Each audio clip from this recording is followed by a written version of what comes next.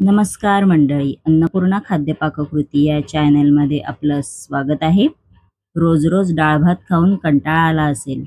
मला पण कंटाळा येतो रोज रोज डाळ भात खाऊन. तर आज मला गोलगप्पे म्हणजेच पाणीपुरी खायची चव सुटली.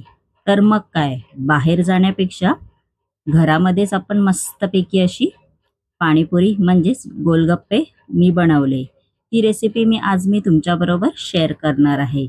चला तर आपण आता रेसिपीला सुरुवात करूया. आता आपण तिखट पाणी बनवायला सुरुवात करूया. इकडे मी मिक्सरचा जार घेतला आहे. त्यामध्ये पुदिना, कोथिंबीर, 3 ते 4 मस्तपैकी हिरव्या मिरच्या, आलं, बर्फाचे तुकडे आणि पाणी घालून आपण आता हे मिक्सरला बारीक वाटून घ्यायचे आहे, पेस्ट करून घ्यायची आहे. आपण आता तिखट पाणी हे एका बाउलमध्ये हे काढून घेतलेलं आहे बघा.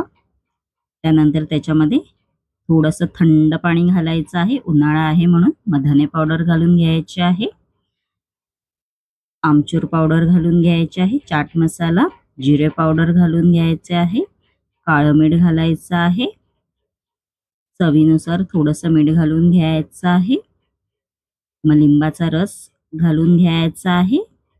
मग मस्तपैकी असं ढवळून घ्यायचं आहे, बघू शकता तुम्ही. त्यानंतर आपण ह्याच्यामध्ये खारी बुंदी घालून घेणार आहोत. आपलं पाणीपुरीचं तिखट पाणी तयार झालेलं आहे, बघू शकता. मस्तपैकी असं.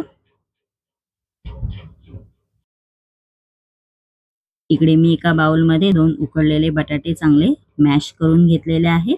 त्याच्यामध्ये आपण आता मूग घालून घेणार आहोत उकडलेले. त्यानंतर आपण ह्याच्यामध्ये धने पावडर घालून घ्यायची आहे, मग चाट मसाला घालून घ्यायचा आहे 1-1 चमचा, मग काळं मीठ घालून घ्यायचं आहे. मग चमच्याच्या साहाय्याने असं मी मिक्स करून घेतलेला आहे.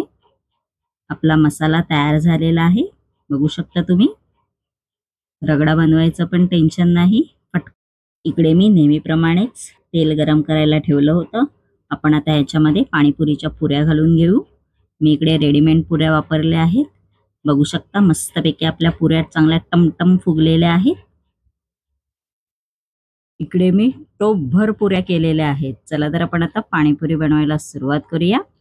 असं फोडून घ्यायचं आहे मस्तपैकी, मग मसाला भरायचा आहे असा. मग मस्तपैकी तिखट पाण्यामध्ये असं डीप करून खायचं आहे मस्तपैकी.